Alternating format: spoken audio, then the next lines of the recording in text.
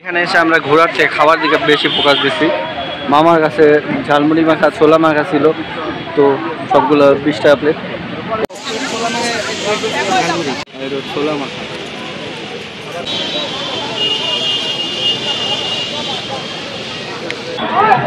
এই যে নাম, যার যে নাম পছন্দ নিতে পারেন। ঝিলিমিলি কাজ করে দিতেছে, এইখানে ল্যাপটপ দিয়েও লিখে নিতে পারেন। একটা গারো ভিলেজ, তো এখন আমরা এখানে ঢুকে দেখবো আসলে কি আছে না আছে আশয় বিষয়। তো 20 টাকা করে টিকিট কেটে ভিতরে ঢুকলাম। ভিতরে ঢুকে তো দেখে পয়সা বরবাদ, একদম লস প্রজেক্ট। শুধুমাত্র কয়েকটা মূর্তি, একটা পরীর মূর্তি আর একটা কি গারো মহিলার মূর্তি, লেখা আছে আই লাভ গাজনি, একটা বান্দর মাথার উপর কলা ধরে আছে, আর পাশে ছিল মোটু পাটলু। এই হইতেছে কাহিনী। পরে এটা দেখে বিরক্ত হয়ে বের হয়ে চলে আসলাম। একদমই 2 মিনিট এখানে ছিলাম না। আমি আশা করেছিলাম যে এখানে ভালো কিছু থাকবে, কিন্তু কিছু ছিল না। গারোগ্রাম যেহেতু সামনে লেখা ছিল, আমি আশা করেছিলাম ভালো কিছু থাকবে। তো পরবর্তীতে সেখান থেকে বের হয়ে এই মার্কেট বা রাস্তা ধরে যাচ্ছিলাম, বা রাস্তার দুই পাশে অনেক দোকান। যদিও বা কিন্তু আমি একটা সমস্যার সম্মুখীন হয়েছি, সেটা হচ্ছে 1 নম্বর ফোনের নেটওয়ার্ক ছিল না, আর দ্বিতীয়ত কোনো বিকাশ বা নগদের দোকান ছিল না। আমাদের হাতে ক্যাশ খুব একটা বেশি ছিল না, এই জন্য একটু সমস্যার মধ্যে পড়েছিলাম। তো আপনারা যারা যাবেন হাতে করে ক্যাশ নিয়ে যাবেন। এখানে বিকাশ নগদ এই ধরনের কোনো দোকান নেই, আমি যতদূর খোঁজ করে জানতে পারলাম। তো চলে গেলাম পরবর্তীতে ওয়াচ টাওয়ারে। এটা হচ্ছে ওয়াচ টাওয়ার, তো এখন উঠবো আমরা। এটা হচ্ছে ওয়াচ টাওয়ার। আমরা ওয়াচ টাওয়ার উঠে উপরের এটা আসলে প্রথমে দেখা উচিত ছিল। প্রথম থেকে ঘুরতেছি তেমন, মানে আমি মেইনলি এখানে আসছিলাম প্রাকৃতিক দৃশ্য দেখতে, তার থেকে বেশি দোকানপাট, ঝাই ঝামেলা, কালকে ওয়াজ এগুলো বেশি। এর উপর আজকে আবার শুক্রবার, এই শুক্রবারে সবাই অনেকে আসছে আর কি, বেশিরভাগ মানুষ শহর থেকে। আবার উঠতে উঠতে মোটামুটি হাঁপাই গেছি।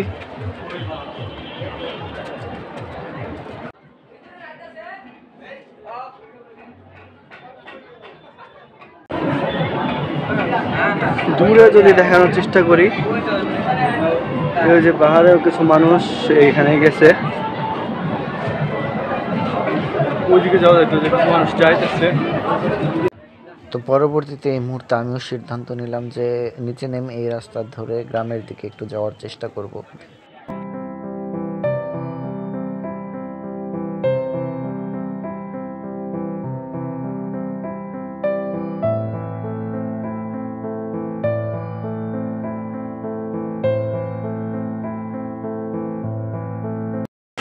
উল্টা পাল্টা পাগলার মতো ওই উপরে ঘুরে কিছু বুঝলাম না। এনে খালি ধরুন ধরুন দোকান ফোকান এসে আসছিলাম প্রাকৃতিক দৃশ্য দেখতে।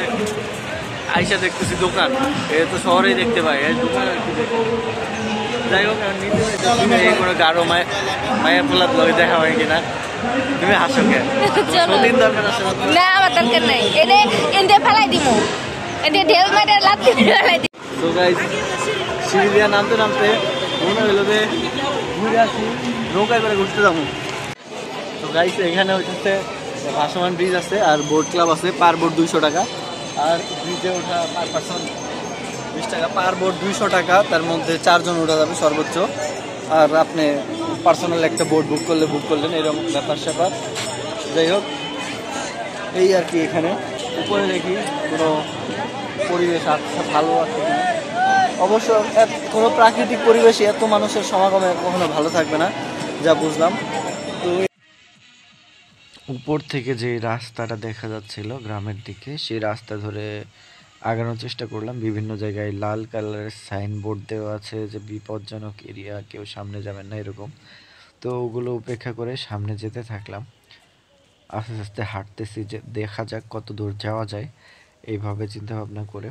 তো দুজন মিলে হাঁটতে থাকলাম। এটি একটি গারো মহিলার দোকান, মহিলা মানুষই এটা পরিচালনা করছে।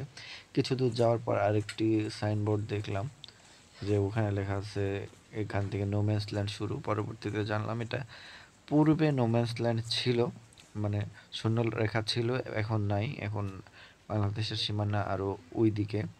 পাহাড়ের পাদদেশে দাঁড়ানো, সামনে পাহাড়, যদিও বলা হয়েছে বিপজ্জনক জায়গা, বিভিন্ন জায়গায় হোল্ডিং বোর্ড ঝুলানো আছে। তো আমরা চেষ্টা করতেছি মেইন রাস্তার ধার দিয়ে হাঁটার জন্য। তো এটা একটা গারো গ্রাম যতদূর দেখতেছি, এবং চেষ্টা করতেছি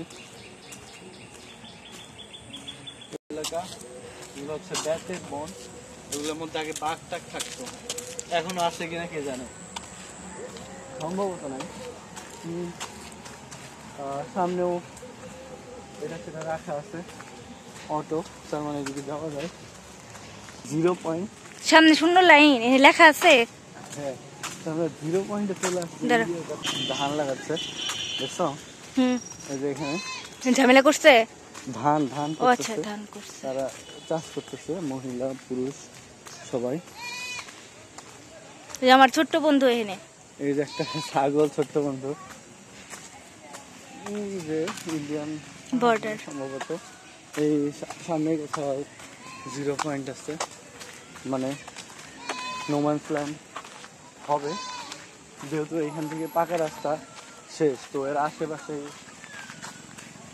0 পয়েন্ট হওয়ার কথা, মানে বলে এটা মাটির রাস্তা শুরু। হ্যাঁ, নোম্যান্স ল্যান্ড হওয়ার কথা। আর একটা সমস্যা হচ্ছে এখানে নেটওয়ার্ক পাচ্ছে না। আমি জিপি আর টেলিটক ইউজ করি, দুইটাতে নেটওয়ার্ক নাই। টেলিটকের তো কথা বাদই গেলাম, জিপিতেও নাই।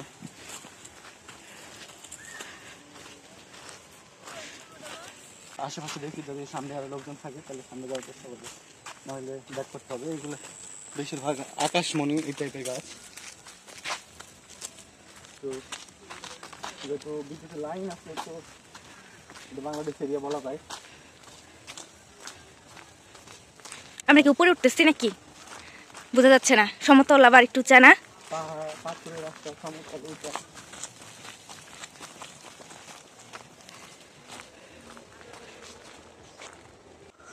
ঘটনা হইতেছে যেহেতু আমার সাথে নিয়াজ আছে, আর আমি একা হলে হয়তো আরো দেখতাম। তো আর সামনে আগাতে যাচ্ছি না, কারণ সামনে কাউকে দেখা যাচ্ছে না। হ্যাঁ, দাঁড়াও, আমি আর একটু সামনের দিকে আসি।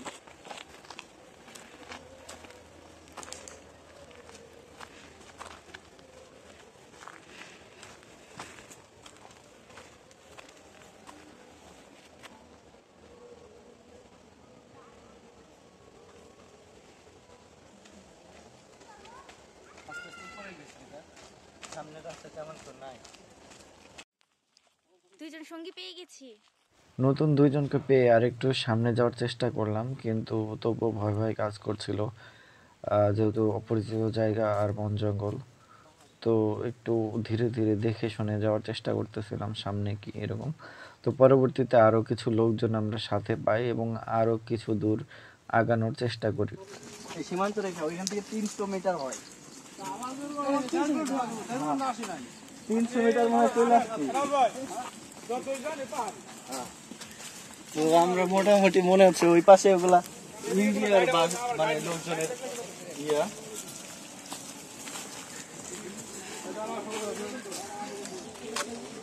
বাংলাদেশ বেড়া থাকতো না।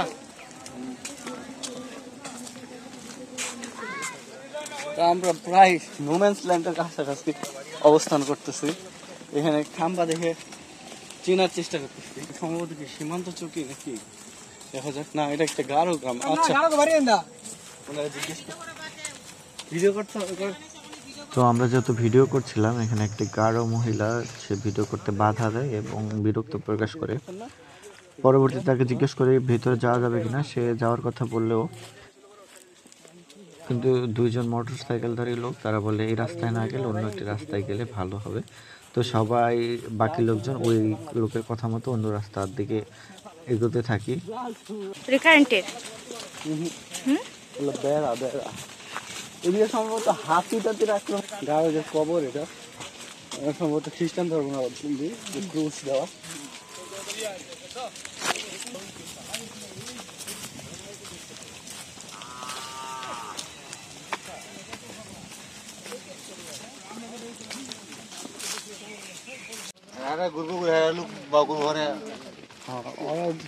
তো এখন আইডিয়া আছে যে কয়জন লোক আছে।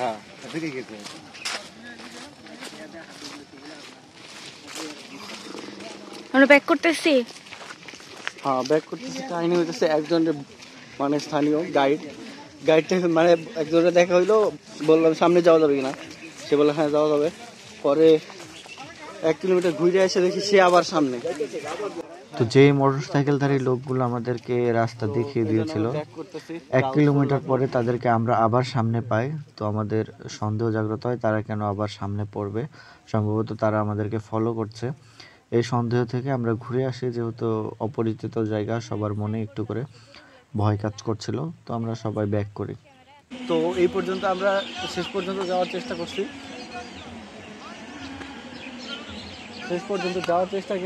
কিন্তু বিপজ্জনক কিছু পরিলক্ষিত হয় আর সামনে যায়নি। এই পর্যন্ত ছিল আজকে গর্দির সফর। আল্লাহ হাফেজ।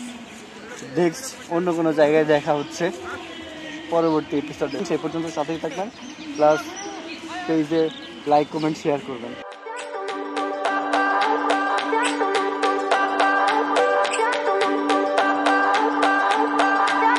I remember when we were staring photos.